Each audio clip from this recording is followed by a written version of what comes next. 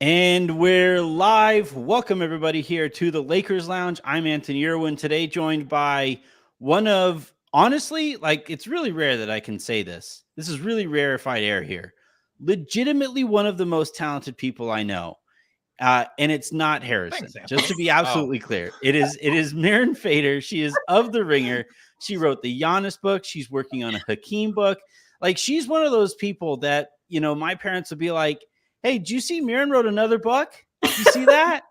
You saw that, right? You haven't written one. Oh, congrats on your YouTube page, though. Marin, thank you very much for hopping on with us. And please stop lapping me on this track here. I would really appreciate it. It's gonna be hard. Yeah, I love you so much.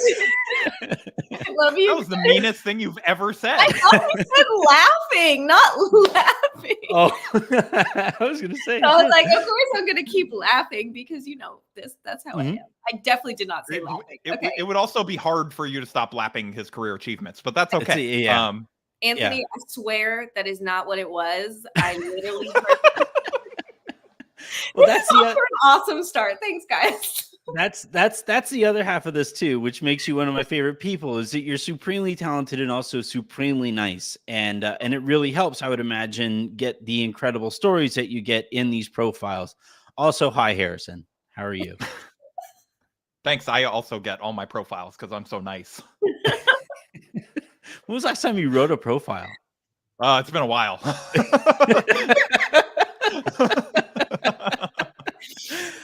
Still more than me. All right, so we are going to today be talking about For the Ringer. Marin wrote another really, really, really good Austin piece. It was a follow-up on the Austin piece that she wrote last year, right? You wrote one last year on him. Oh my God, I think now it's 2 years 2021. ago. 2021. Yeah. Oh my goodness. Yeah, you're right. Remember, because it dropped the day he hit the game winner against, it was Dallas, right? On national TV. Yeah. It was like the greatest time profile of all time, led to the coining of the fader bump terminology. Yeah. You know. You know what's funny is that, like, while I was reading this, it says in here, like, third-year guard Austin Reaves. And for some reason, that was just like, I know. Whoa, hold on. It's so weird, like, especially for me, like they cut one line, but I put in the rough draft there was one line about he's so far from the guy that was living out of the South Bay hotel, because when we met up he was still living in this hotel, like trying to make the team, and it was so surreal to me to like be talking to this person that is so in a different stratosphere than then. It's so crazy. Did he express regret over not being able to live in the South Bay Hotel? I would imagine for free. It's like the team stopped paying for it. Can you believe that?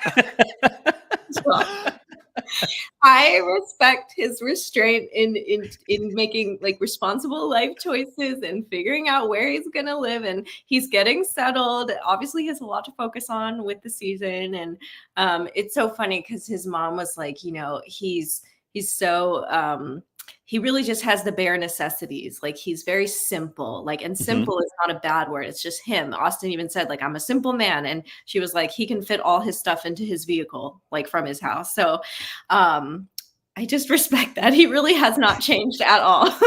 I'm surprised he owns a vehicle. You know, given how thrifty he is. So it must be a loaner from a car dealership. He agreed to do the ads for Lemon Daddy to get a car.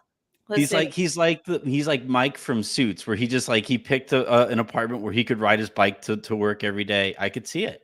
I could totally see it. Values in the right place. Okay. Okay. But here's the thing, though.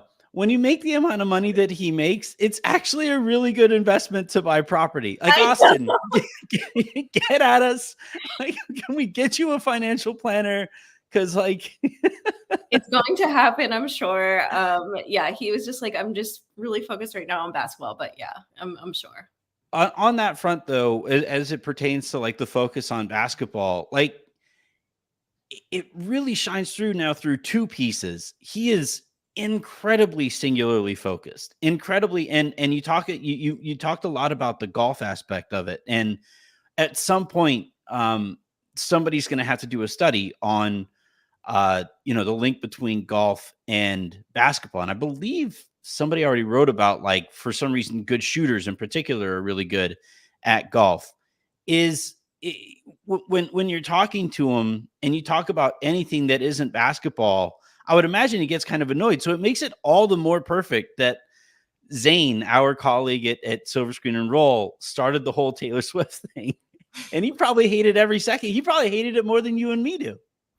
Yeah, because also he's in a happy relationship, and it's just like he also doesn't go out, so it's it's kind of a moot point. But I literally said to his agents, I was like, "Don't worry, I'm not going to ask about that because it's irrelevant," And so I was so happy that was not in our story at all. But the focus, I'm really glad you picked up on that, because I think there's a tendency to portray him, because how miraculous his story is he's just this very like happy-go-lucky kid. They kind of infantilize him a little bit. He's just happy to be there. And if you spend 5 minutes talking with Austin, like there's a tunnel vision and a drive that is very intentional. And it wasn't like I got lucky. It was like I worked my way here.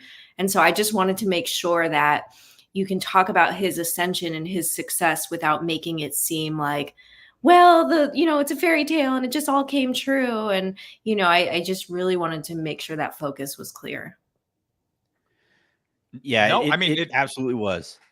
Yeah, and it shines throughout the whole profile. It was excellent, and I just want to say, like, this is the reason that you are the reporter that you are, is because you mentioned the golf thing. Everyone else has talked all about his only purchase after the contract has been a pair of customized golf clubs, and my whole time I've been like, okay, but how much did he spend on customized golf clubs? This couldn't have been that crazy expensive, like by NBA player standards. And you had it in the story. It was $5,000, which is like a lot for normal people. But like by NBA player standards, big post-contract splurge, that is not that much.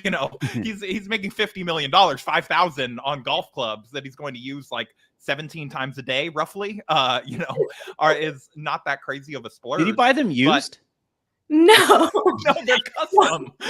Wait, but this is funny. This shows like the poor writer, because I was profiling it was MPJ during the finals, and he was showing me this device, which I forgot what it's called, and he was saying how exclusive it was. And I was asking like, how much does that cost or whatever, and he gave me this like what seemed like enormous to me, and he's like, oh, that's nothing. And I was like, oh, I'm revealing that I'm a peasant to all these people. So I think with Austin, like the first time I reported the first story, we bonded over LA rent being insane.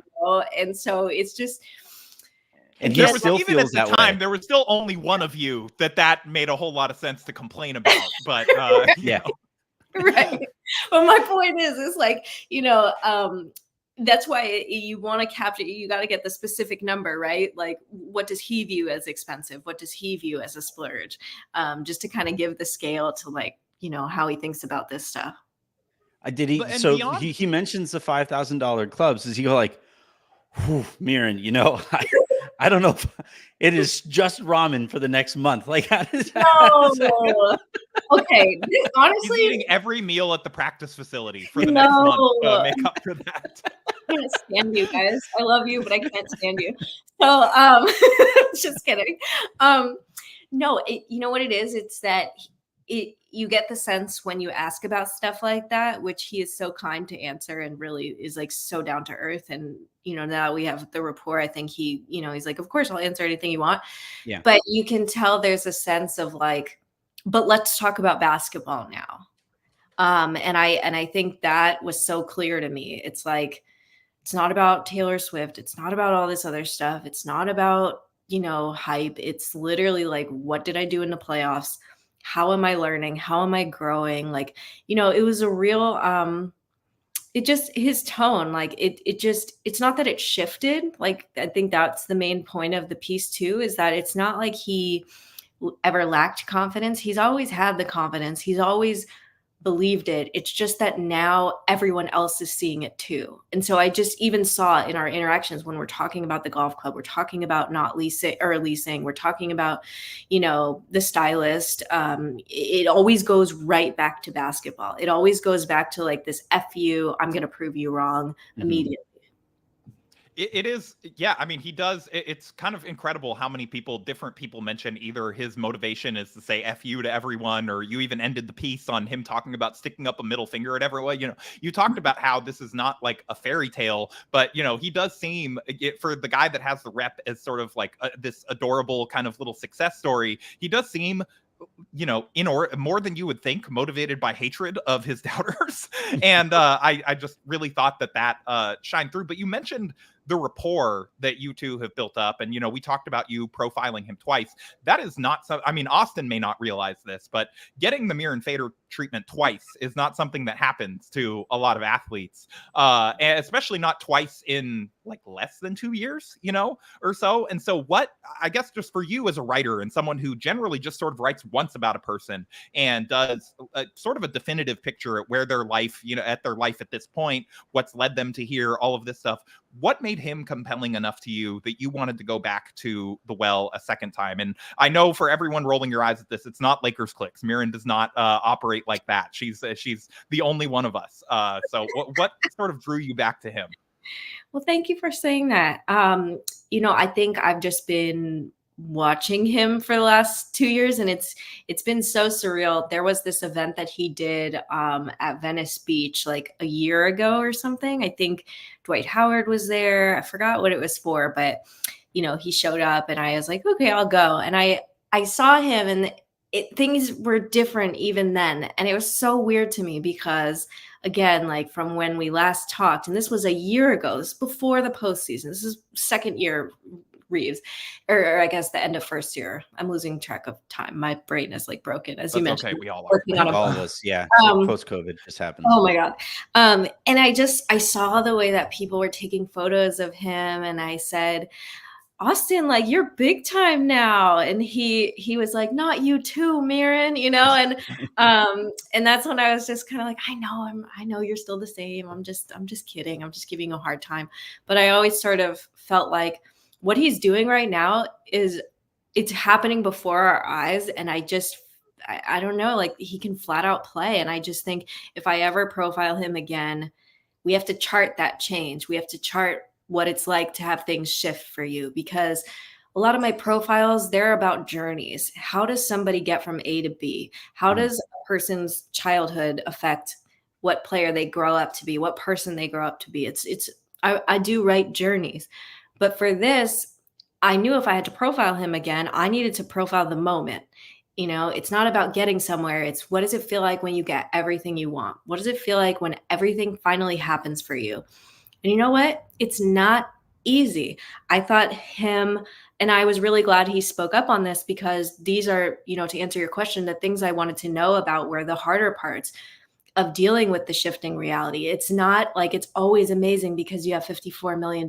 Like, that when he was really vulnerable and talked about like getting injured with the hamstring, and like in the back of his mind being like, I'm losing my contract. Like, I have to get out there. I have to play. I thought that was such a break in the confident bravado that he's been saying. And I think it just really showed how vulnerable and how like it isn't this happy-go-lucky story. Like, he knows every single day he has to keep making it. And so, this is a long-winded way of saying, like, if you profile somebody again, something incredibly major have to shift in their life to do it again. Like, LaMelo Ball going to Lithuania was a big deal when I did that. And when he went to Australia, it was like the total opposite. And so it was like that warranted. It's like, yes, you're going to go follow him again. But there was never a third profile, because yes, even though life has changed, of course, for LaMelo, now he's like an NBA star, it just didn't feel like the type of cataclysmic change that I think Austin is on, because the change that he's dealing with, it has to do with not internal stuff, but external, how everyone else sees you. And I think that's fascinating. As somebody who is like really, again, played a really active role in helping tell Austin's story, is there any like specific narrative that you find yourself the most annoyed with? I think it's the Taylor Swift thing. I knew what the answer was as soon as he said the question. I do appreciate you continually saying Taylor Swift, because that's giving me enough to like put the SEO on here. Like I'm adjusting the title after we're done here too. Marin Fader talks Austin Reaves, Taylor Swift rumors, and my life is over. Thank you for now that I want everyone to know I'm on Instagram now, joining about a decade late because my ex mentions are going to be shambles after this. But yes, I just didn't understand. Like, I mean, I do understand. I know how the media ecosystem works, but I just think like it's so you and we all know this to be true. It's so very hard to make the NBA. Sorry, my dog is like going nuts. It's very hard to make the NBA. They hate Taylor Swift too. Like, my God. Hey, hold on now. Not to don't accuse her of hating Taylor Swift. Thank we are you. not trying to do that to her. You see the media in action. She hates the fake contrived Austin Reaves Taylor Swift story. Any Swifties listening to this, she does not hate Taylor Swift. Oh my God. Thanks, Harrison. We try to get you in trouble on this show. I'm not even doing that to you. Don't do it. Don't do it. I don't deserve it. Okay. No, you're it's very, very hard to make the NBA. It's very, very hard to stick in the NBA. It's very, very hard to be on a winning team in the NBA. I think what he's doing is massively underrated and massively underestimated how hard that is to do. And so I think if I'm in his shoes and I am succeeding as an undrafted player, doing all these amazing things, and they want to ask me about that, I would feel like, that's a great point. Come on, like after I say it's not a thing, we don't need 10 other mentions of it, And so I just think like once somebody says, no, that's not true. I think it's also, he's in a relationship. So it's kind of like rude to her. And it's just people let people live their lives, I guess the other narrative is the kind of starry-eyed thing. He is not starry-eyed. This is a man who, to your point, screamed out "I'm him" on national television during his first playoff game. Yeah. So okay. That's my point. It's like if you spend 5 minutes with him, you feel the confidence. It's an aura. I thought Phil Handy was the best interview in the whole piece. And I don't think this made the piece, but he said, like, I asked him, like, do you see the confidence? And he said, I can feel the confidence. It's in the way he moves. It's the aura. And I think like that to me is the most authentic, because it's not what you say, right? It's what you do. It's how you act. It's how you carry yourself. And I think the fact that it's an aura thing is a really, really big deal. So anyways, I was just kind of like, I think the narrative has changed, and his agent certainly like had a really good quote in there. And it was, it's not this cute little story. It's just like, fuck you, I'm going to steal your heart. I was like, okay, that's right. That's what it is. And so the whole piece has to match that tone, which is why we ended it the way we did. Yeah, okay, I didn't expect to do this, but Anthony, that's 18 minutes in. You got to bleep. Wasn't expecting it to be her fault, but I don't think she said the word. She said F. Like, I think we're good. People are very surprised when I'm just like, oh, this effing story, or like, they're like, oh my God, this feels wrong, like coming from you. Yeah, I love the confidence angle of this. And Harrison, you and I remember when it was leaked that he was going to go from, two-way player essentially, or not signed officially yet. No, it was two-way player to guaranteed full contract, regular contract, full contract after the minicamp. I laughed at it at the time because the Lakers were really cutting costs. So I was like, oh, this is their cheapest option to fill that final roster spot. And like, I think Phil Handy has had a very unique perspective in this. And I think it's part of why he was the superstar of the piece. I thought he like has been able to watch, and you mentioning you feel the confidence, you feel the competence, which is the, a huge part of this, right? That's the difference between confidence and arrogance or cockiness, right? Is that competence. And when he went from two-way player to full bore Laker, it was like, oh, this is kind of cute. And then he arrived and you're like, oh, and for some reason, nobody is really taken that next step in the ride nationally. A lot of people are still stuck on the novelty aspect of it. Yes, and also, like, to Coach Handy's point, you know, everything he was talking about was very forward leaning. Okay, this is a little bag. You could get a bigger bag, or like, Mhm. which I was like, oh my God, that's a pretty big bag, but I guess again, peasant. But I think like, I Phil think, Handy's like, that $53 million. Yeah, Marin Fader, you probably make like double that, right? Like, it's, you know, we all know that $53 million is not very much, you know? you guys know how much a latte costs in this city. So I Is that just, a quote from Austin? Austin Reaves is like, I finally get to get a bag for my clubs. I've been carrying them around like in my hand. Austin's like, this is great. I could get venti at Starbucks. Like, this is a quote from yours truly. Okay, you know how I feel about coffee shops. No, but I think it's so forward leaning. He's like, oh, we're not done yet. Oh, we have lots of room to grow. And that's when I was just like, the work that Coach Handy and him put in together, like, again, people don't understand, like, he's really working. Like, he did not spend time, you know, Austin's like, I don't dwell on things. When he signed the contract, he literally was like, that's awesome, now let's go play golf. Cut that from the piece, but I thought it was so like him, like, okay, like, I do recognize, I guess I'll buy this time. Well, it's just like the moment. It's like, okay, on the biggest night of your life, of course you recognize how amazing. And of course he knew it was such a big deal and he felt so blessed and so relieved. But then it's like, okay, but let's go play golf. And I think it's always like, okay, I've succeeded, but I want more. Yeah. All right, I'm ready to do this and that and the third. Like, I think for him saying, I want to be a Laker for life, for him saying, I envision myself, I want to look back in 20 years and say that I've won a championship. He is a very much long-term thinker. And I think that's really hard for people to conceptualize because they view him as just like a flash in the pan, like, you know, short-term, gonna flame out or whatever they say about him. And his mindset has always been different. He's like, I knew that if I could get in the right system with the right team, I knew I could thrive. Not, oh my God, I'm thriving. They're giving me a chance. Oh my, it's like, no, I knew I could do this. Now you guys know too, which is totally different than the narrative that I've seen. Yeah, and you know, I'm going to channel my inner Marin Fader here because and ask a follow-up question because I had something queued up, but now I have to ask because you mentioned the golf thing again. You know, every single person just can't stop talking about his golf game and how much his golf clubs and how much it, like, is he, so when you're, you know, you do these interviews for hours and hours on end, I assume, and, you know, are talking to multiple people, like, how many times did he bring up golf without you even bringing it up yourself? Like, did you even have to ask? Was he just mentioning it so much that you had to include all the quotes? Well, the interview was supposed to be at a certain time, and, you know, I was supposed to do this, and, you know, I thought it was going to be around here, but he went to go play golf.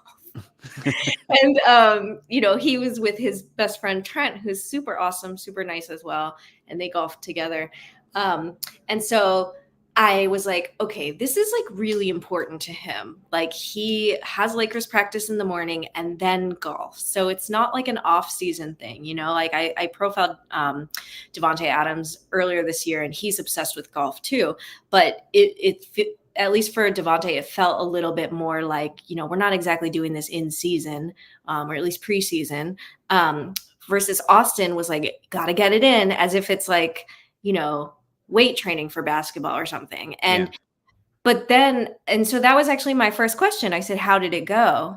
And he said it didn't end up so good. And I just thought it was so interesting that our interview started there, because obviously that was not where I was going to start it before.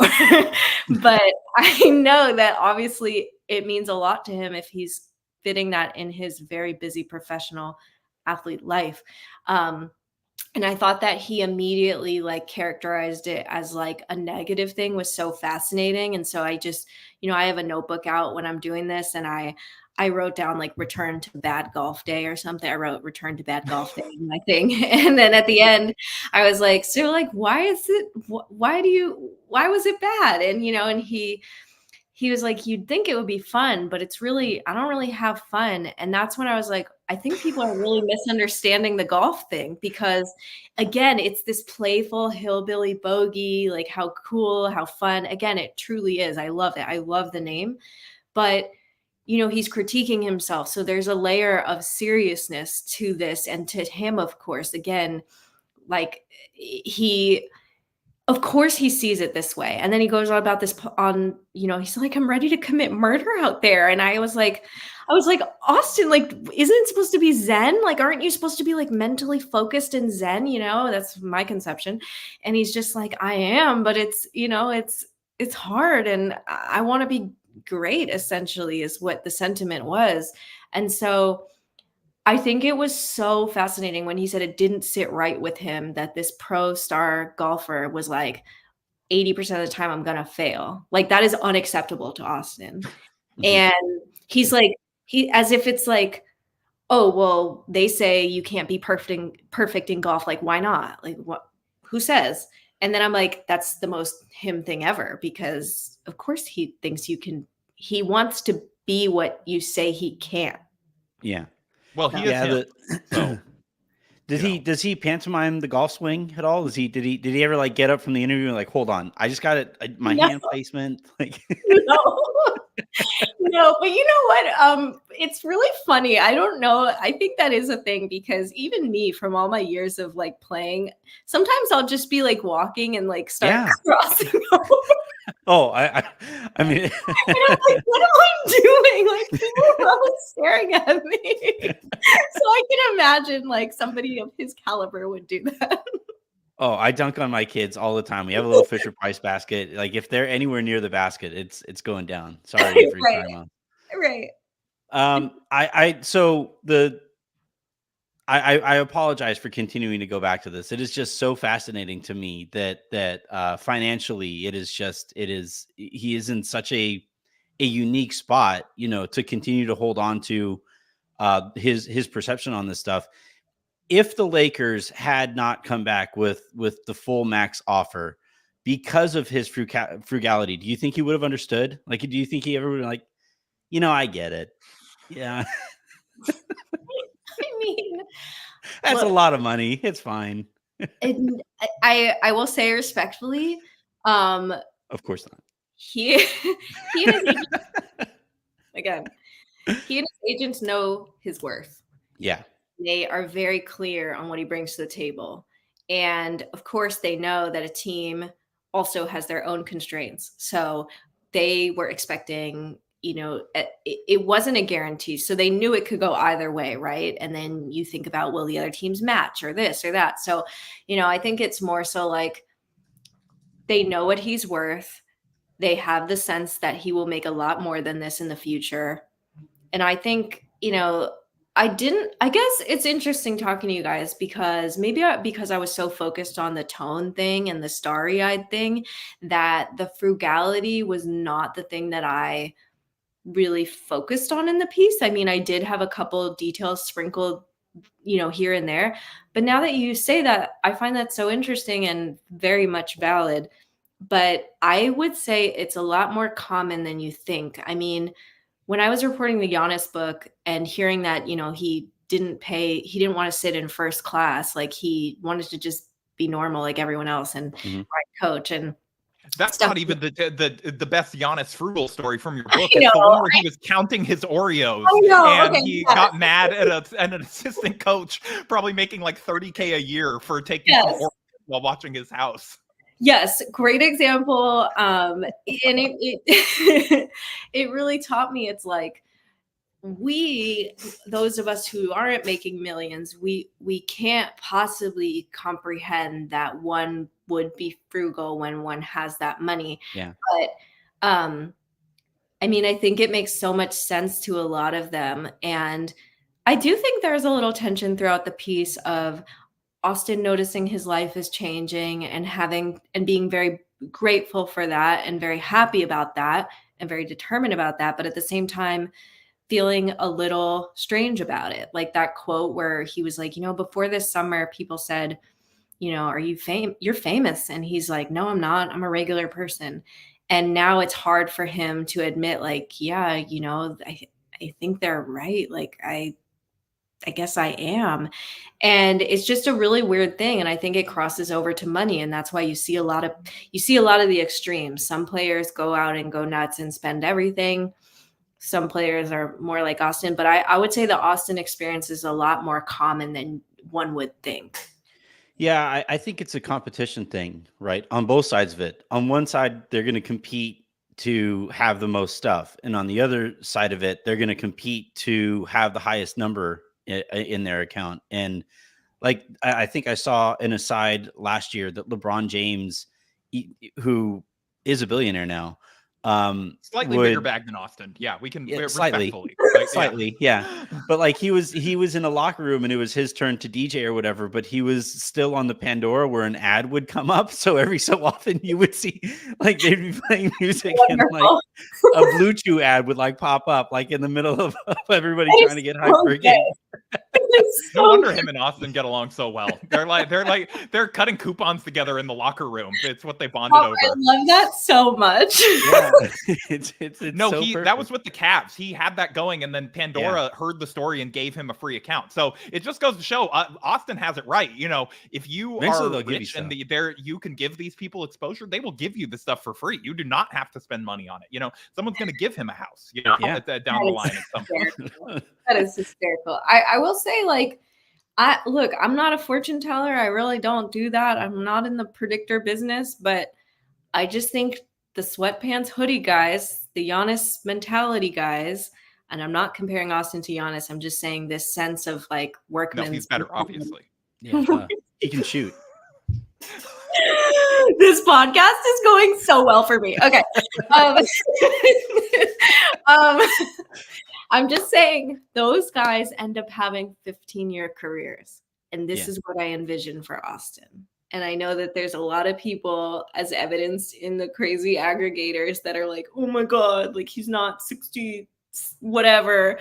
You know, I don't think they understand how it works. Like when somebody like Phil Handy, who has coached the best of the best, sees the vision in you, it spends time with you to help you get better. That's just a different level of talent.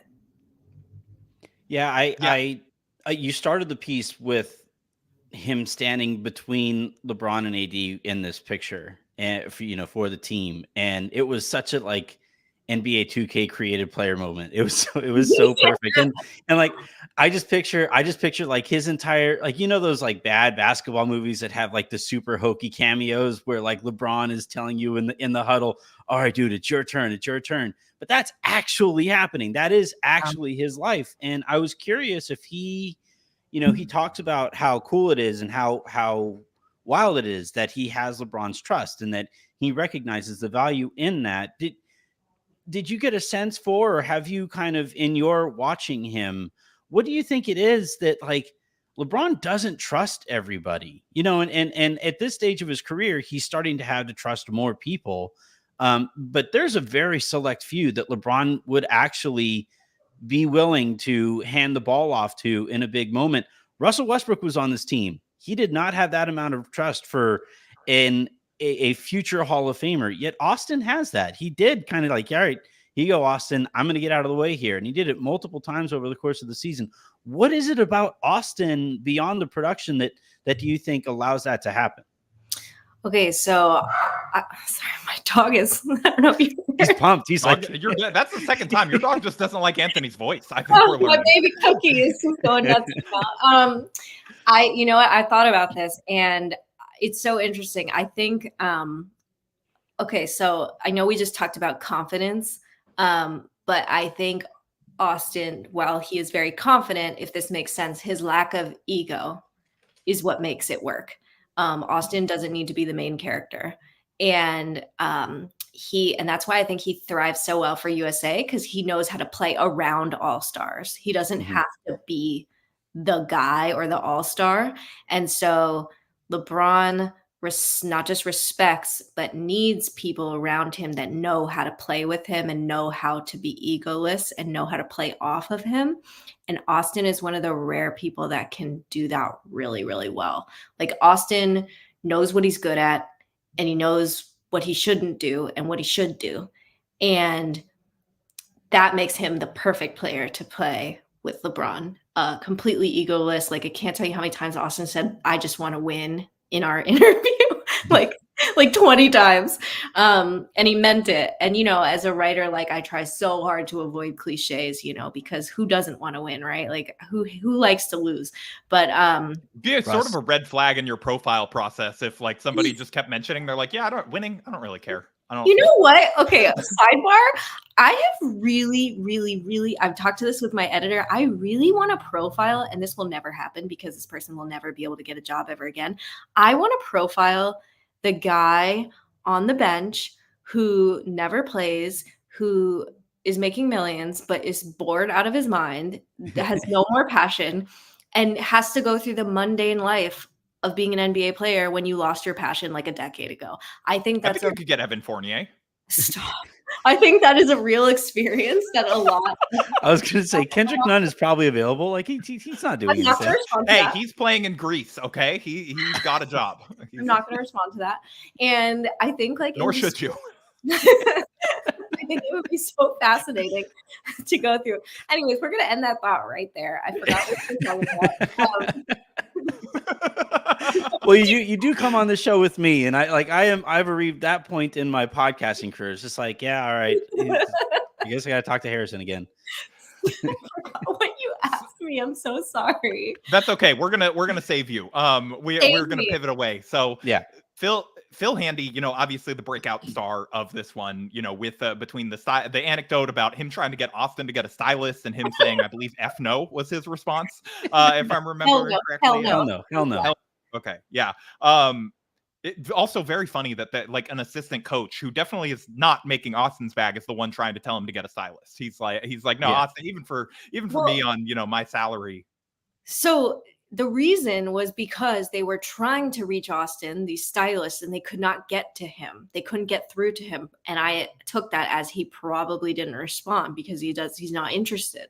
It's even the first profile. I remember he wore like a shirt and I was like, what's that? Like the brand. He's like, I don't know. They just sent it to me. And so I think, he just gets sent stuff. He's just like me in college. Like right, anything any sports media person sent me, I'm like, I'm good. I will wear this. Like, but so they then got in touch with Coach Handy to then relay the message. They're like, hey, Coach, like we're not able to reach Austin. And, Handy was like, have you seen the guy? Like, do you think he's gonna, he was basically like saying like, look, he's not into that. Like he's a sweatpants hoodie guy. Jordan, yeah. What? I don't know. I'm not cool enough to know what kind of shoes he wears, but, he's like, that's Austin's kind of low maintenance like that. And they were like, oh, but just ask him, and he's like, all right. And then Austin literally was like, hell no. And they went back to work. Honestly, that was one of my favorite anecdotes along with the Philippines stuff. That was really, really cool. Yeah, I'm going to come back to the Austin into the back, like through the bar and, of these stores and restaurants was great. But I actually wanted to ask about, another sort of character that has come up in both Austin Reaves profiles, has tended to come up in sort of a lot of coverages of Austin, and I have sort of become obsessed with, which is his older brother, Spencer, who, for anyone who doesn't know, plays professionally in Germany, obviously played with Austin growing up and has been very invested in his little brother's success. And he basically behaves exactly how I would if I had a younger brother who made the NBA, which is just by roasting him and like constantly making jokes about him to reporters in the profiles, trying to like his story about, when you were talking about how Austin was worried when he had the hamstring thing. He's like, oh, my contract's going to be gone. And it's like everyone else around him probably knew, like, no, like your contract is not going to be gone. You've shown a lot of stuff. One hamstring injury is not going to ruin your entire free agency future. And his brother told him that. But I just was curious, like, how much Spencer Reaves roasting Austin stuff did you have to cut as part of this reporting process? Oh my gosh, Spencer is great. Like, truly, like, such a nice person. And it's funny because he's like, I cannot believe it's been 2 years since we've spoken. And I was like, me too, like, congrats on everything, because it's a family achievement too. But actually there was one anecdote that was cut that was not roasting, but it was more like poignant. It didn't really fit the tone of the like FU type of piece that we ended up having. But I really, really loved this anecdote. So there was one night, I think it was it might have been like between Austin's junior year of college and senior year. Spencer wasn't quite sure when it was, but it was sometime around the college time before he was like done. And they were shooting around in this like tiny church gym. And Austin was like really not sure like what he wanted to do, if he wanted to keep playing basketball. And, you know, he was kind of close to calling it quits. And Spencer was like, you know, in the way that older brothers do, like, what do you want to do? What do you want out of this life? Like, seriously, what do you want? You know, Mm-hmm. and he's like, I'm going to love you no matter what you do with your life. And he was like, you want to become a cook? Be a cook. You want to be a janitor? Be a janitor. I will love you no matter what you do with your life. I support you. If you want to, you know, do this basketball thing, like I'm here, but like, you need to know. And part of it was Austin was, you know, it wasn't just the fact that, you know, it's not like scouts were lining up for him either. It was, he knew the tough road that it would be ahead. And again, it's this glimmer of vulnerability of like, it's not always, I knew I could make it. There were moments where it was like, I don't know if I can keep trying. Like, I don't know what the road ahead looks for me.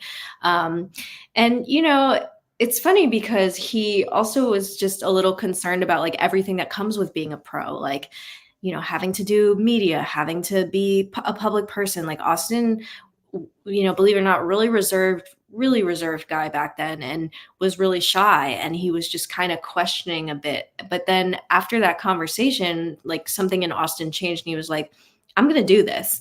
And I just thought it was such a beautiful thing because recently, Spencer reminded Austin of this moment, and he's like, hey, do you remember that one time we were in the church shooting? And, you know, and Austin was like, of course. And Spencer was like, look at you now. And it's just such a beautiful exchange. Yeah, I thought that was so beautiful. That was so much nicer at the end than I thought it was going to be. I thought, given personality type online, that he was going to say, he's like, so how much of a percentage do I get for talking to you? Yeah, right. I said at the time I was going to love you no matter what, but I really love you now. Just like, did he talk at all about like the first time Austin beat him one-on-one? Because as I'm an older brother, I at one point got beat by my younger brother. Not youngest, that never happened. I was done playing by the time he was good enough to. But like, is that something, him being a fellow athlete, is that something that he has had to like process? Like that's got to be kind of tough. I can't remember. I think we probably discussed it the first profile. So I honestly cannot remember. And like their competitiveness is so deep. I don't want to like say it. And like, because Spencer, you know, like he's awesome at basketball too. So I don't want to say anything there, but I remember Austin. I don't remember if it was in your profile, but he said to someone that Spencer guards him better than anyone in the world. Well, yeah. Well, it's all okay. Another thing is that they constantly talk trash to each other, and then the mom also talks. So they're all just trash talking, and it's amazing. Yeah, like one anecdote. This has nothing to do with it, but one anecdote didn't make the piece. He was recently playing spades with his grandma, who I think is like 81 or something, Nicole's mom, and Austin and his mom, and I think it might have been Trent. I'm not sure. And you know, even though it's his grandma, Austin is like so competitive. He's like, I don't.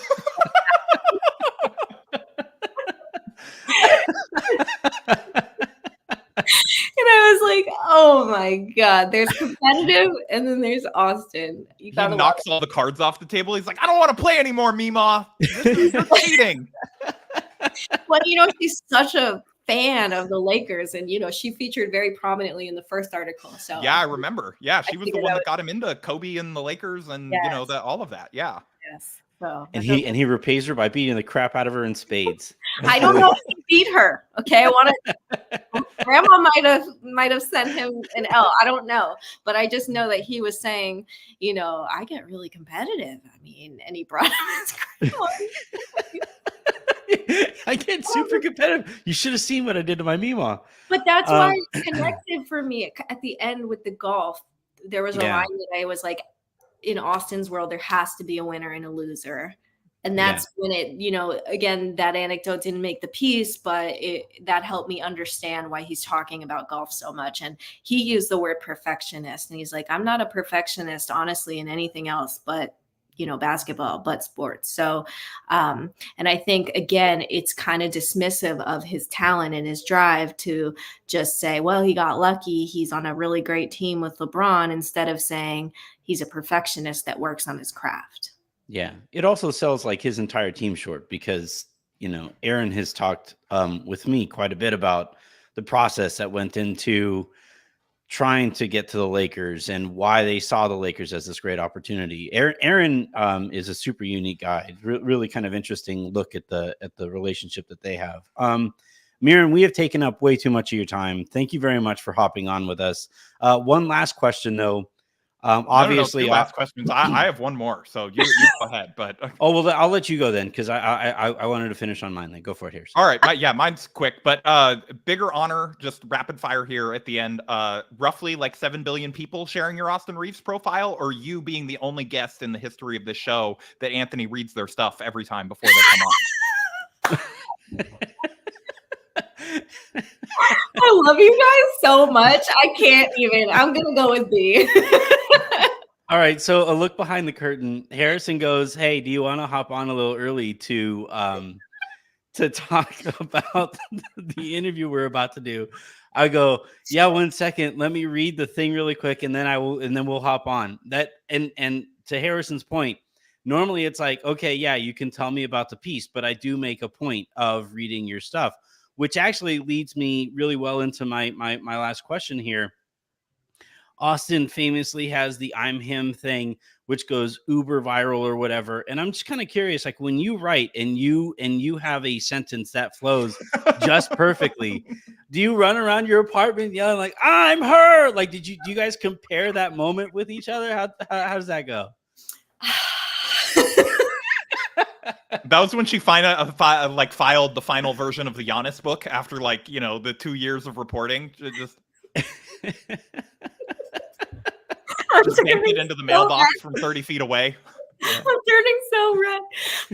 No, thank you. I do not. In fact, Harrison, you probably know the most. I'm always like, because remember I was texting, I was like, oh, I gotta do this justice. Like, yeah, this was like 4 days ago. She was texting me that she wasn't sure if it was going to be good or not. Yeah. I'm like, well, Marin, I suppose you could write the first bad thing I've ever seen you write, but it is possible. But I kind of doubt it at this point. The body of work, just like with Austin, suggests otherwise. Yep, I would agree. Thank you. No, I really appreciate you guys so much, and it's interesting. Like I think a lot about how lucky I am to write, and how for a very long time I was obsessed with, ambition and wanting to be great. And I still want to be great. I still see myself as chasing this goal and this dream. But yeah. I feel like I'm really just enjoying myself so much now that I'm just in a different flow than I was, 10 years ago. Not flow as in like, oh my God, I'm doing good. Like, I just mean like I'm in a flow where my writing voice sounds closer to what I am hearing in my head, and the pieces that I want to write, I'm getting a chance to write. And that is so freaking cool to me. So I just need to continue. It's again, literally, I think like an athlete, I always say to myself, we just have to keep pushing. Get better every day. Everyone's like, why are you like this? And I'm like, because I'm still an athlete. I still think you are an athlete, just like Austin. You scrapped your way further in basketball than any of the haters would have allowed you to believe. Your road just ended at college, but that's okay. You still oh crap. I do have one more question. Sorry. Okay. Austin talks about, and you have talked about, like the haters fueling Austin. He's not on Twitter. He says that is where the haters are. If he got on Twitter, would he be a superhero? Like, would he be? I think, and like by extension, should we be working to get him onto Twitter so that he can see all the hate and therefore become a superhero? I see what you're saying. I think it would help, only add more fuel, but it still filters out to him. Like, I forgot which, it might have been the Lithuanian game, but he was like, this one guy's talking about me all the time. Like, he's very aware of what people are saying, even if he's not on the app. Yeah. So he knows Anthony. That's cool. It's not me.